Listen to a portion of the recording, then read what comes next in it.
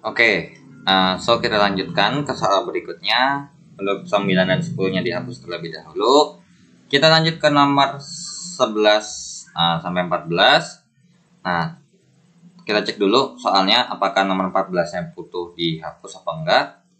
Jumlah elektron dari X2 plus adalah 18. Atom X itu terletak pada golongan berapa, periode berapa? Oke, berarti ini mesti dihilangkan terlebih dahulu sementara ya. Nah, kita lanjut ke nomor 11-nya lagi. Jadi, dia punya nih X2 plus ini punya elektron sebanyak 18. Nah, bagaimana kalau misalkan dalam bentuk normal? Nah, elektronnya ini, karena ingat ya, di sini definisinya adalah artinya gini, setelah menangkap 2 elektron nih, jadi setelah melepas 2 elektron, maka jumlah elektronnya adalah 18. Berarti kalau sebelum melepas gimana? Ya tinggal dibalikin dong, ditambah. Kalau setelah melepas itu jadi 18, berarti sebelum melepas ya 18 ditambah 2. Jadi elektronnya adalah 20. Nah, untuk 20, kalau kalian hafal nih tabel periodik, itu adalah kalsium ya. 20 Ca. Jadi jawabannya adalah yang B. 2A periode ke-4. Nah, kalau misalkan emang nggak tahu posisinya gimana, kalian ya mau nggak mau harus bikin konfigurasi elektronnya. Ini kita pakai secara secara Niels Bohr. Karena kalau secara Aufbau kita nggak bisa bikinnya secara kayak gini, harus bikin dari atas ini. Ini kan 2, 8, baru 10 kan, sisa 10 lagi. Tapi karena berhubung di sini paling mentoknya adalah 18, terus kemudian lebih gede daripada 8, ya kita isinya 8, jangan isi 10 ya. Baru lanjut lagi di sini 2. Nah, sehingga bisa kita katakan elektron valensinya 2, maka golongannya adalah 2A. Untuk politnya ada 4, berarti periode ke-4. Jadi jawabannya yang B ya, sesuai juga dengan. Nah, kalau secara Aufbau, kita harus bikin dari si ininya dulu nih. X2 plus punya elektron 18, kita bikin konfigurasi elektronnya. Nah, 1s2, 2s2, 2p6. Nah, di sini 3s2 ya. Kemudian 3p6. Nah, kemudian pas dicek nih, kan dia nambah nih. Nah, makanya kenapa di sini kurang kalau misalkan ada ion, ada elektron, kalau kita pakai aturan Aufbau tuh kayak agak sedikit rancu jawabannya. Kenapa? Karena kalau misalnya ini kita bikin, berarti kalau X-nya aja berarti 1s2, 2s2, 2p6, 3s2, 3p6, 3d2. Tapi apakah benar kalau misalkan kita bikinnya seperti ini? Tentu salah. Jadi ini adalah keadaan tereksitasi. Barulah kita benarkan lagi 1s2, 2s2, 2p6, 3s2, 3p6. Nah, harusnya nggak boleh diisi 3D dulu. Karena berhubung kita tahu bahwa berdasarkan prinsip Aufbau, kalau mau ngisi ya kalau sebelum ngisi 3D harus ngisi 4s dulu. Karena 4s itu energinya lebih rendah. Nah, yang isinya 2. Jadi ini diganti. Jadinya 4s2. Jadi cuman exchange aja sih ya. Antara ini menjadi ini. Seperti itu ya. Oke, jadi jawabannya kalau misalkan ini karena berhubung dia bisa berdiri sendiri ya. Kita pakainya berarti 4s-nya. Maka elektron valensinya 2, maka golongannya adalah 2A karena blok S. Kemudian di sini periodenya langsung periode keempat karena angka depannya adalah 4 ya. Dan jawabannya akan sama dengan yang pakai cara Niels Bohr ya. Oke, lanjut nomor 12. Di antara unsur-unsur berikut yang terletak pada golongan yang sama pada sistem periodik yang mana?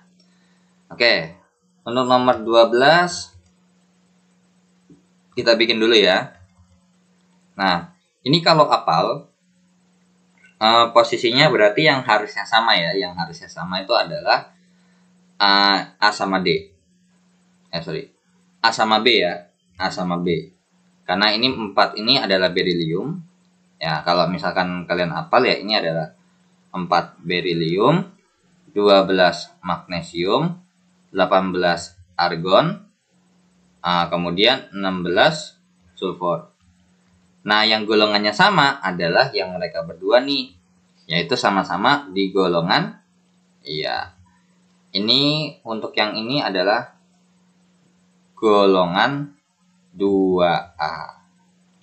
Jadi jawabannya adalah yang A ya, sesuai dengan kunci jawabannya.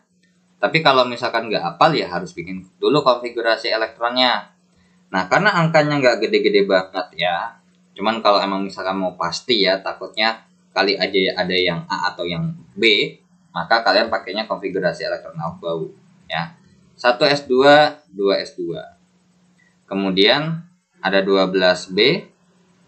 Ini kalau kita bikin 1s2, 2s2, 2p6, 3s2. Kemudian untuk 18C itu adalah 1s2, 2s2, 2p6, 3s2, 3p6. Kemudian untuk nomor 16 yang D itu adalah 1s2, 2s2, 2p6, 3s2, 3p4 ya. Ya udah, barulah kita tentukan. Nah, di sini berarti yang ini bisa kita pakai sendiri ya. Nah, terus ini juga bisa pakai sendiri. Kalau ini wajib seperti ini, kalau ini pun wajib seperti ini. Nah, dari sini pun udah kelihatan bahwa yang punya golongan yang sama pasti blok S bloknya pasti sama. Ya, di sini yang blok S yang sama-sama blok S adalah yang ini doang. Ini juga ada blok P. Cuman namanya kita butuh golongan yang sama, berarti jumlah elektronnya harus sama tuh. Ya. Nah, ini baru nih kita kok jumlah elektronnya. Ininya yang sama ya. Nah. Oke. Ini berarti elektron valensinya adalah 2. Berarti golongannya adalah 2A karena blok S. Kemudian periodenya adalah periode ke-2. Karena angka paling gedenya 2. Kalau ini elektron valensinya 2, maka jawabannya adalah of course golongan 2A. Untuk periodenya adalah periode ke-3. Nah, untuk ini elektron valensinya adalah 2 tambah 6 sama dengan 8. Berarti bisa kita katakan golongannya adalah golongan 8A. Untuk periodenya adalah periode 3. Kemudian yang ini, untuk elektron valensinya adalah 2 ditambah 4, sama dengan 6. Berarti golongannya adalah 6A. Kemudian untuk periodenya periode 3. Dan secara Aufbau terbukti kan, yang satu golongan adalah A dan B. Nah, makanya kenapa kalau kalian bisa hafal tabel periodik itu, kalian bakal lebih mudah nih kalau dalam mengerjakan soal seperti ini. Apalagi nanti untuk ikatan kimia, of course lebih mudah lagi nih kalau kalian hafal gitu. Apalagi terutama kalian hafal golongan A aja dulu, nggak apa-apa, bagus kok. Ya. Oke, jadi nomor 12 jawabannya A dan sesuai dengan kunci jawabannya. Kita lanjut ke nomor 13. Suatu unsur X memiliki konfigurasi elektron seperti ini. Unsur X dalam sistem periodik termasuk ke dalam blok apa? Nah, udah jelas ada F-nya, maka termasuk blok F. Ya. Kalau blok S itu adalah ya ada S doang. Terus kalau blok P itu ya ada P-nya, tapi karena berhubung P ini nggak bisa berdiri sendiri, makanya pakai ada S sama P. D pun juga sama, S sama D. F pun juga sama, S sama F. Seperti itu ya. Dan sesuai juga dengan kunci jawabannya. So, yang kita perlu lakukan adalah lanjut ke soal berikutnya. Nah, Untuk nomor 14, hubungan yang benar dalam satu periode pada sistem periodik. Nah, di sini ada apa ya? Nah, untuk di sini ada jari-jari atom. Ya, oke. Kalau ini berarti kita bahasnya satu persatu ya, secara sifatnya. Untuk yang A, kalau jari-jari atom ini kira-kira gimana nih? Kalau jari-jari atom. Oke, kalau jari-jari atom, karena berhubung depannya huruf konsonan, berarti berlawanan dengan koordinat kartesius. Berarti bisa kita bilang kalau jari-jari atom tuh ini ke sini itu membesar, ya, membesar. Sedangkan kalau misalkan ke kanan ke atas ini mengecil. Nah, mungkin nggak nomor atomnya nih semakin naik. Namanya nomor atom semakin naik itu, ya. Nah, ini dalam satu periodik nih. Ya, dalam satu periodik. Nah, dalam satu periode berarti yang kita bahas adalah yang atas ke bawah aja nih. Ya, ini ke bawah semakin besar, ke atas semakin kecil, ya. Nah, di mana kalau ke bawah itu, kalau misalkan kita bilang ya, Herlina kawin. Ini di 1, 3, 11, 19. Maka bisa kita katakan semakin ke bawah nomor atomnya makin besar nih. Berarti jari-jari atomnya semakin besar karena yang dibahas adalah dalam satu periode. Tapi kalau dalam satu golongan kalau semakin besar alias ke kanan nih, kalau kita bikin 4 berilium, 5 boron, itu ke kanan semakin besar tapi semakin kecil ya ciri-ciri atomnya. Jadi di sini bisa kita jawab, jawabannya adalah yang A ya. Jadi kunci jawabannya nih salah karena harusnya ke bawah itu jari-jari atomnya semakin besar sehubungan dengan peningkatan periode. Ini kan periode 1, 2, 3, 4 pasti kulitnya makin lebar. Kalau kulitnya makin lebar, of course, apa yang terjadi? Ya jari-jarinya makin besar. Seperti itu ya. Kemudian untuk yang B, ya, untuk yang B, di sini salah ya, karena berhubung dalam satu periode yang benar adalah seperti ini. Kalau yang B, ini dalam golongan ya, I think dalam satu golongan lah baru betul. Satu golongan. Nah, kemudian kalau kita cek yang B, apakah ini keelektronegatifan gimana? Nah, keelektronegatifan. Nah, di sini karena berhubung depannya huruf vokal, maka berarti dia ke atas ke kanan itu membesar. Kemudian ke bawah ke kiri mengecil. Dalam satu periode berarti pas kita cek nih dalam satu periode ya ke bawah. Nah, ke bawah ya berarti kira-kira gimana keelektronegatifan-nya? Nah, keelektronegatifan ternyata kalau ke bawah itu semakin kecil, ke kiri semakin kecil. Nah, dalam satu periodik ya, ini dalam satu periodik ya, dalam satu periode dari atas ke bawah berarti ya. Kan semakin besar tuh nomor atomnya. Nah, berarti ternyata semakin kecil ya. Dan ini juga sesuai. Jawabannya benar dong, ini juga bisa. Ini juga boleh nih. Jadi ini boleh, ini pun boleh. Nah, berarti kemungkinan besar ini pertanyaan yang salah ya. Hubungan yang benar dalam satu periode pada sistem periodik kecuali jawabannya B. Nah, coba kita cek yang D dulu. Yang D keelektropositifan. Nah, kalau keelektropositifan berarti kan membentuk membentuk ion positif ya. Keelektropositifan ya berarti kebalikan dari keelektronegatifan. Berarti bisa kita katakan ini ke kiri ke bawah itu mengecil ya. Sedangkan ke kanan ke atas dia semakin besar gitu ya. Semakin besar.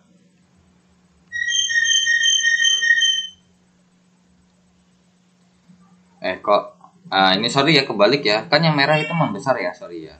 Kok jadi mengecil sih? Ini membesar ya. Karena kalau misalkan kita bandingkan apa namanya? Walaupun sama-sama golongan 1A gitu ya. Walaupun sama-sama golongan 1A,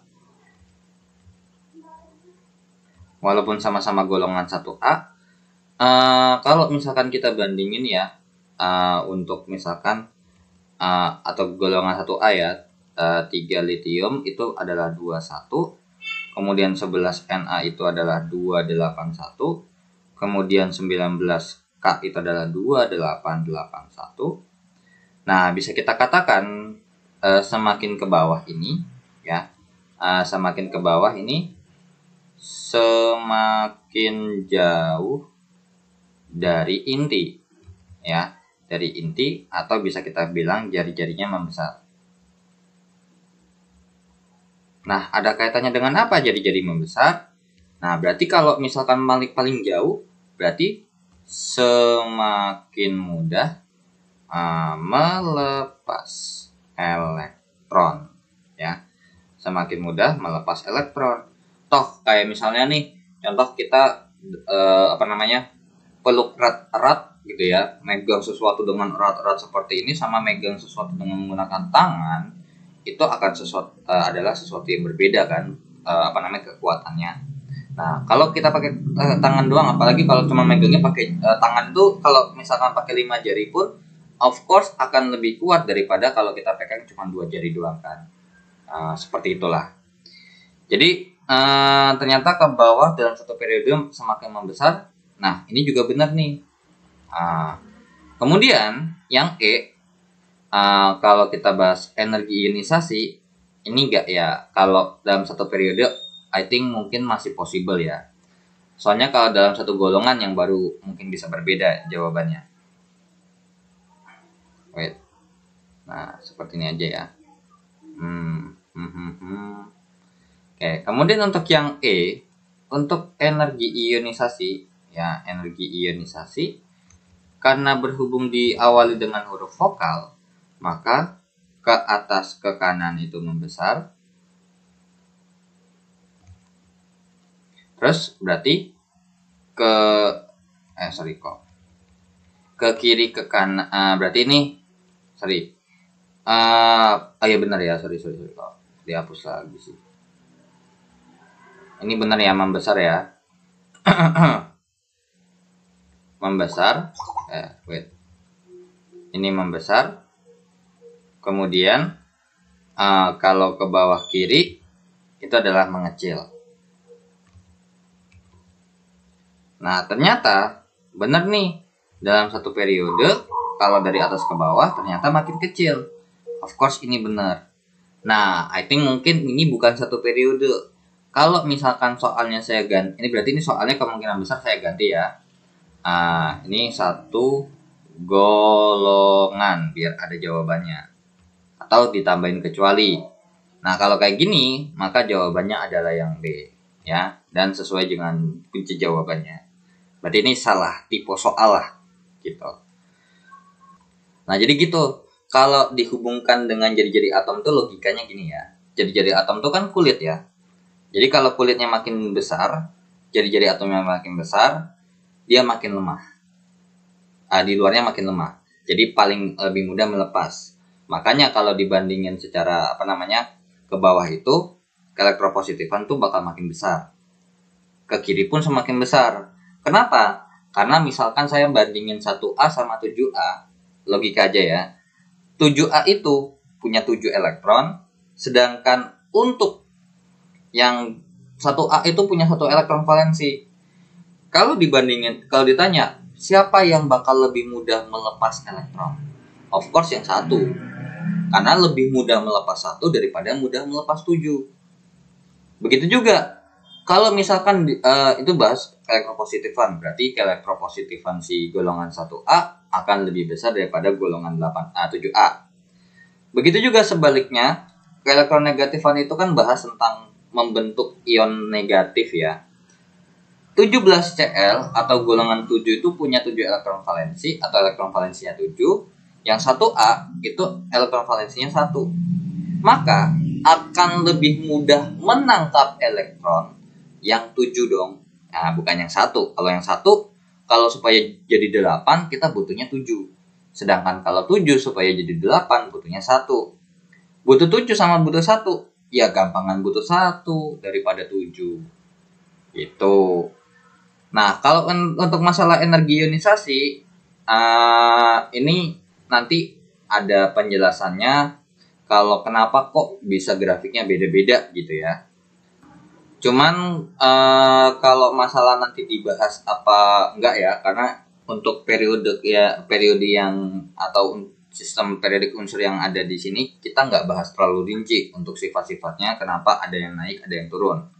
Palingan nanti kalau misalkan itu biasanya ada kaitannya dengan kimia unsur di kelas 12.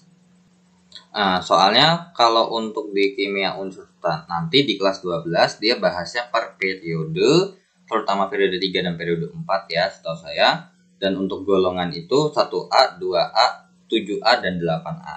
Nah nanti di periode 3 sama periode 4 itu energi ionisasinya ada yang naik sama turun ya. Barulah di situ dijelaskan kenapa. Nah, I think mungkin nanti kalau misalkan untuk kalau masih ada sisa dikit, kita boleh bahas tipis-tipis aja ya.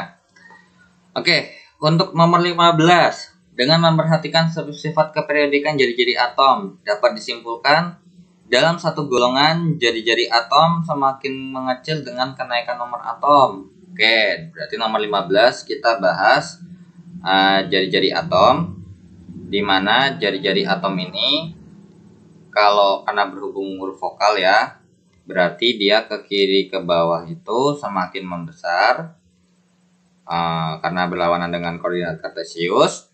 Justru kalau ke kanan ke atas dia malah makin mengecil. Nah, ini pun juga ada penjelasannya nih. Kenapa kok ke kanan semakin kecil? Karena kalau misalkan saya punya 1 sama punya 5 di luar, itu of course akan lebih menarik yang 5 daripada yang 1. Makanya jari-jari atomnya akan semakin kecil. Cuman sejauh ini soal nggak ada yang bahas rinci kayak gitu ya. Emang jarang banget kok ditanyain. Oke. Untuk yang A, benar nggak dalam satu golongan? Satu golongan berarti dari atas ke bawah ya. Oke, dari atas ke bawah.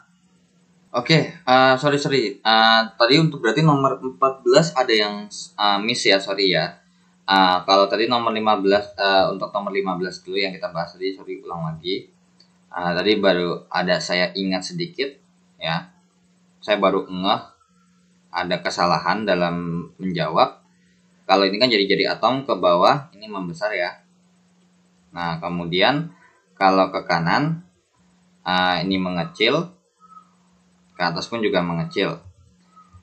Nah ini kan yang dibahas dalam satu golongan. Satu golongan itu berarti dari golongan 1A itu begini gitu ya, dalam satu golongan berarti dari atas ke bawah. Dari atas ke bawah ini ternyata makin besar ya. Jadi jari-jari atomnya semakin besar nih dalam satu golongan ya, berarti dalam satu golongan jari-jari atom semakin besar.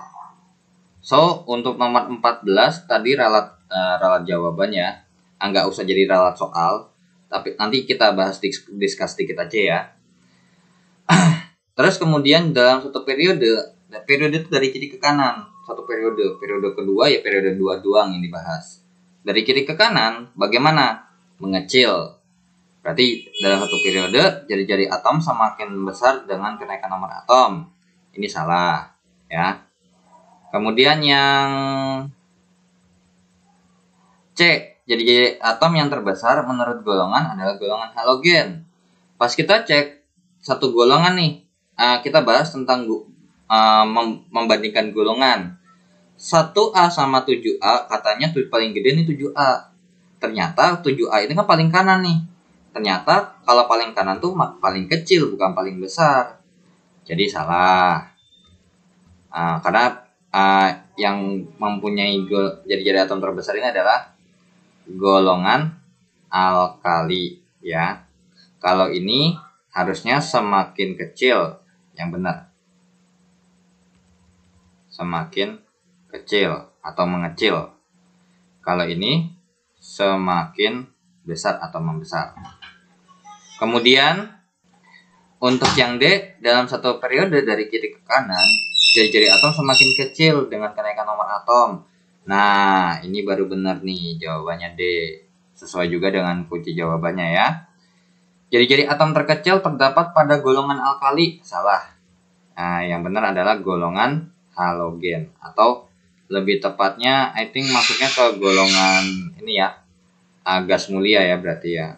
Gas mulia. Tapi kalau misalkan gas mulianya nggak include, ya gas halogen. Yang pasti yang ini salah. Yaudah, jawabannya adalah D dan sesuai dengan kunci jawabannya juga ya. Kita lanjut ke soal nomor 16. Dari pernyataan berikut yang bukan sifat periodik unsur dalam satu golongan dari atas ke bawah, yang benar yang gimana nih? Oke, jadi nomor 15 jawabannya yang D ya dan sesuai dengan kunci jawabannya. Nah, untuk nomor 16, I think mungkin di sini kan kita juga membandingkan lagi. Nah, di sini udah ada jari-jari atom, berarti saya nggak usah bikin lagi yang jari-jari atom.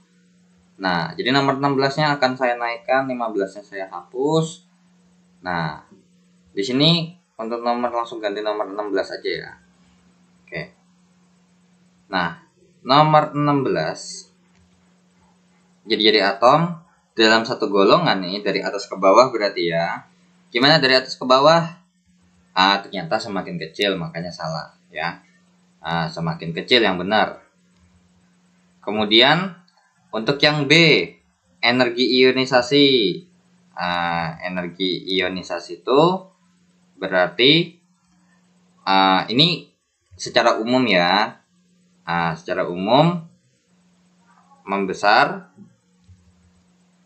Kemudian kalau dari bawah ke kiri itu mengecil ya.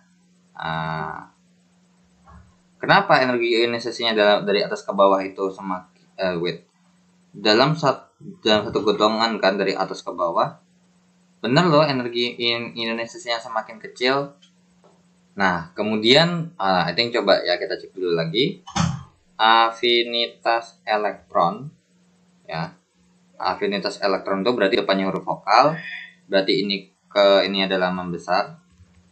Membesar ke atas membesar juga, berarti ke bawah ke kiri akan semakin kecil gitu ya. Ini akan mengecil. Sorry. Untuk yang A ini benar ya. Kan dari jari-jari atom dari atas ke bawah ya. Semakin besar betul ya. Kok semakin kecil? Membesar itu adalah dari ini nih ke bawah semakin besar ya. Karena dia hurufnya konsonan. Kemudian berarti ini benar, ini benar afinitas elektron. Kemudian ke elektronegatifan. Elektronegatifan itu adalah berarti sesuai dengan depannya ya, huruf vokal, berarti ini ke sini membesar, kemudian ke bawah ke kiri itu mengecil.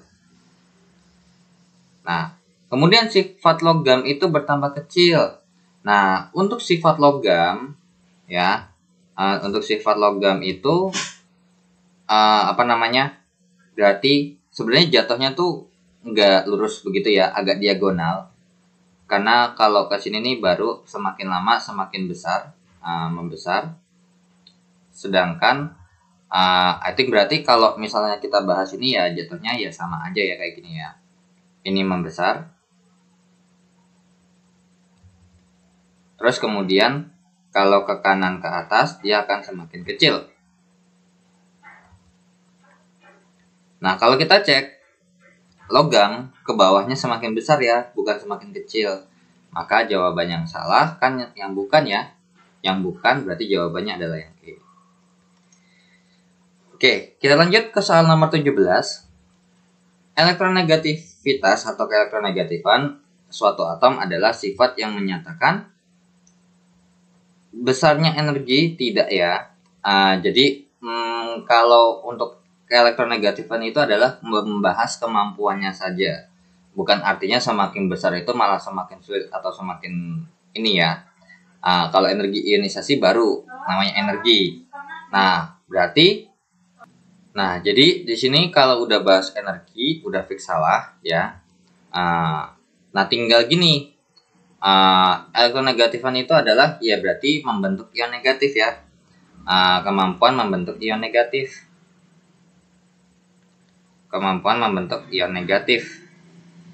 Berarti makanya kenapa golongan 7A itu semakin ke atas, of course akan semakin mudah membentuk ion negatif karena nariknya lebih kuat.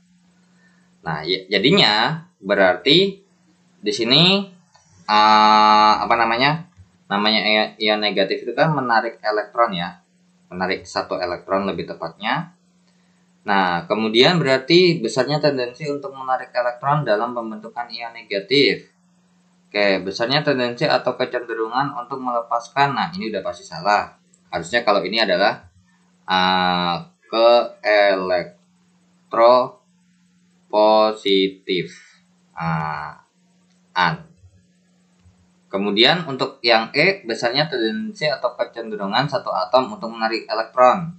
Nah, ini yang dibahas adalah suatu atom ya untuk menarik elektron. Jadi definisi lebih tepatnya adalah yang E ya.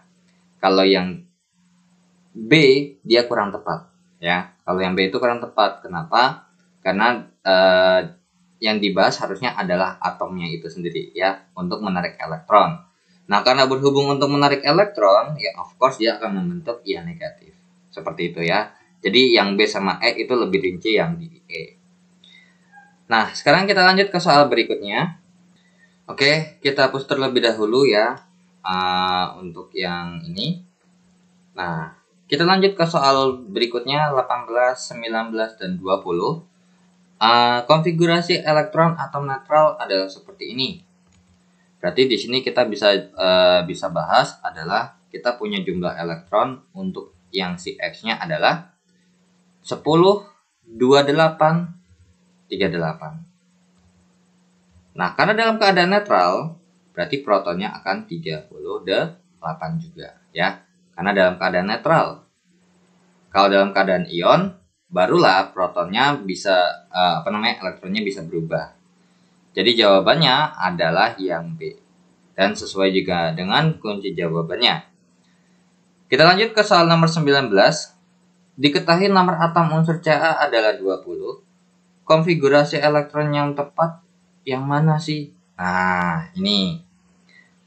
Kalau misalnya untuk nomor 19, of course kita harus bikin dulu konfigurasi elektronnya. 1s2, 2s2, 2p6, 3s2, 3p6, 4s2. Nah, apakah ini kalau kita susun udah berdasarkan kulit? Ya, jadi makanya nggak usah dirubah-rubah lagi. Walaupun sebenarnya kalau secara kulit ini of course masih salah karena ada 3D-nya harusnya. Cuman karena berdasarkan tingkat energi ini nggak ada di 3D, berarti kita nggak usah bahas. So, yang kita hilangkan adalah karena berhubung ini artinya melepas 2 elektron. Berarti yang bisa kita bantai adalah yang ini ya. Berarti ini kita bikinnya 1. Nah, ini di sini kita akan bantai yang di bawahnya. Ini kita hilangkan 2 elektron di sini.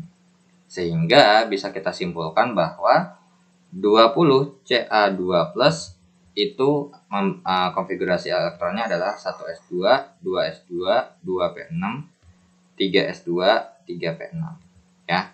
Jadi jawabannya adalah yang B dan sesuai juga dengan kunci jawabannya. Kita lanjut ke soal nomor 20, nomor terakhir untuk pilihan ganda ya.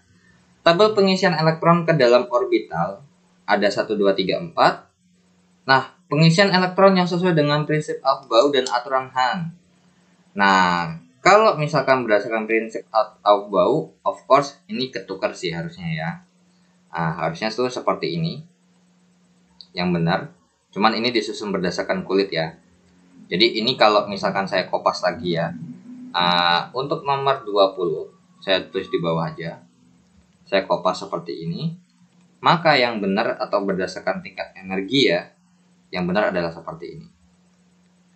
Makanya kenapa kalau misalkan kita cek ya, ini ingat ya, ini berdasarkan kulit.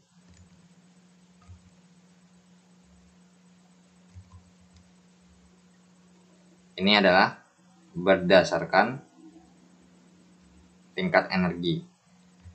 Apakah yang di atas salah? Tidak ya. Nah, emang boleh kok disusun seperti itu. Nah, berdasarkan tingkat energi, berarti kan kita harus isi 4S dulu ya.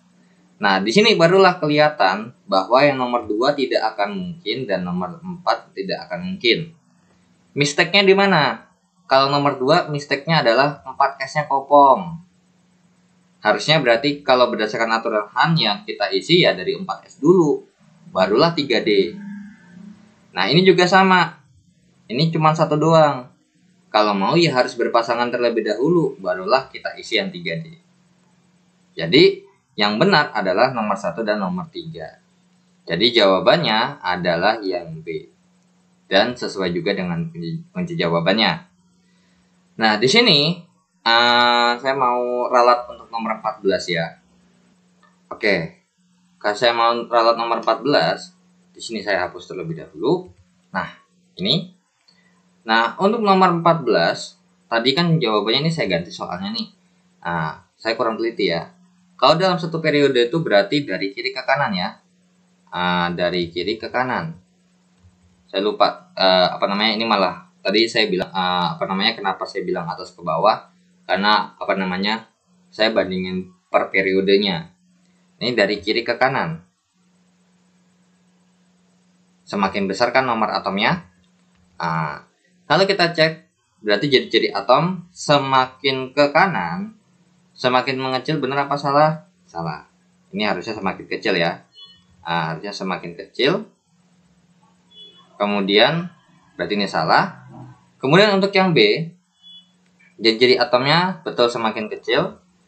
Yang C, keelektronegatifannya dari kiri ke kanan, dia semakin besar. Jadi ininya salah. Yang D, keelektropositifan dari kiri ke kanan, dia malah semakin mengecil. Karena harusnya semakin kecil ya. Kemudian yang E, energi ionisasi dari kiri ke kanan, dia semakin membesar. Secara umum ya. Jadi yang kita bahas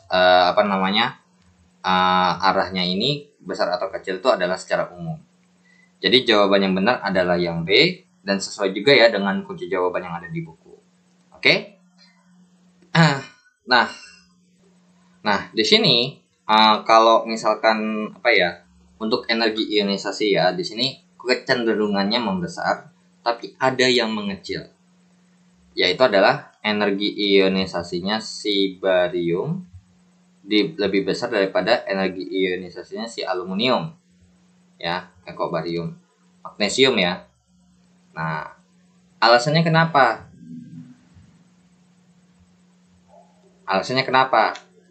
Nah, jadi kalau nanti kalian cari di daftar ya di Google ya gambar grafik boleh, atau tabel nilai energi ionisasi pun juga boleh. Nah, jadi gini, si Mg itu akan lebih besar daripada Al. Alasannya kenapa? Karena kalau kita bikin 12 Mg itu konfigurasi elektronnya adalah 1s2, 2s2, 2p6, 3s2 kan. Nah, kemudian kalau 13 Al, di sini 1s2, 2s2, 2p6, 3s2 dan 3p3. 3p1. Nah, di sini kita tahu bahwa energi ionisasi itu kan definisinya untuk melepas elektron dalam bentuk gas ya. Energi untuk melepas satu elektron dalam wujud gas. Intinya itu. Nah, kalau misalkan dibandingin di sini, ini sudah stabil. Ya, sedangkan yang ini belum stabil. Nah, inilah yang menjadi dasar. Berarti dapat disimpulkan bahwa akan lebih sulit melepas elektron pada subkulit 3s2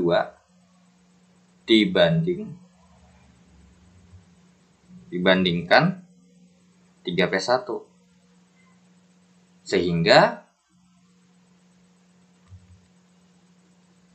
butuh energi lebih banyak. Ya, makanya kenapa di sini EI-nya Mg lebih besar daripada EI-nya si Al. Tapi nggak semua berlaku ya. Jadi di sini note-nya adalah energi ionisasi itu terdiri dari beberapa tingkat ya. Beberapa tingkat. Contohnya adalah misalkan saya punya X nih. Nah, saya mau melepas satu elektron. Berarti di sini ditambah elektron. Kemudian ini punya energi EI1 atau EI tingkat 1. Kemudian dilanjutin lagi dari X plus menjadi X2 plus ditambah dengan elektron. Ini adalah EI tingkat 2. Nah, di sini X2 plus ditambah dengan X3 plus ditambah dengan elektron, berarti EI tingkat 3. Seperti itu ya. Oke, so kita lanjut ke bagian esainya. Kita lanjut ke soal berikutnya.